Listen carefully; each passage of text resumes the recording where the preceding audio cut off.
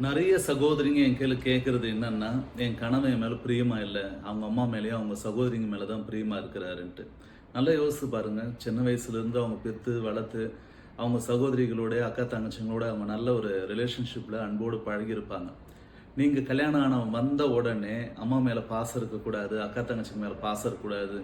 எல்லா ஒட்டுமொத்த பாசத்தையும் என் மேல, எங்க அம்மா மேல, என் தங்கச்சி மேல தான் காட்டணும்னா, அது ரொம்ப அறியாமையான விஷயமாயிடும். அதனால ஒண்ணே ஒண்ணு சொல்றேன்.